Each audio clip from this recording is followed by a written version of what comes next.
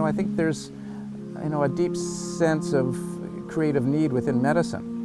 I think the process in which, I mix the rocks and try to find a balance is really specifically in my specialty the same way in the care of patients that I mix the medications for improvement of symptoms and quality of life.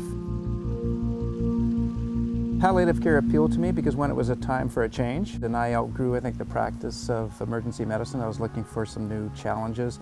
And also, I think, in terms of the meaningful and purposeful care of patients had a greater degree of benefit, I think. My journey with the stones is really at the first part of my career. I didn't think of myself as an artist, but that in and of itself was inspired by a sweat lodge I did in Taos, New Mexico. Someone asked the question, how do men move from head to heart? And during this process, the answer was that you learn from the women and you listen to the rocks, and that got me curious. I think, the reason that I've noticed with the exhibitions that I do and even the pieces that I do that differs from my fellow artists is that I sort of deal with impermanence. If there's an exhibition, I have to dismantle my piece. It's not there, it won't be the same ever again. The healing is very similar too. It sort of changes, and what it was this season isn't what it's going to be through the winter or what it might be next spring. And I think this impermanence is also something that sort of reflects to, the way that I need to say goodbye to my patients.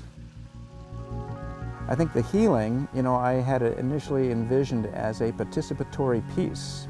Not only did I sort of structure things that had a base, but there were also opportunities for people to contribute. And I think, in the Jewish tradition, when someone dies, there's this laying on of rocks in terms of memory of the enduring story of someone's life. And I think that part actually led to, I think it really being adopted and really sort of cared for actually the residents of the area. As far as public art, I think there's lots of metaphoric and symbolic ways where I think the artist is trying to help share a vision of what's important in life. We're only around here for maybe 80, 90 years at the most. And maybe the art and the symbols and the stories behind the art was trying to get us back to understand what's really most important in the story of our own lives.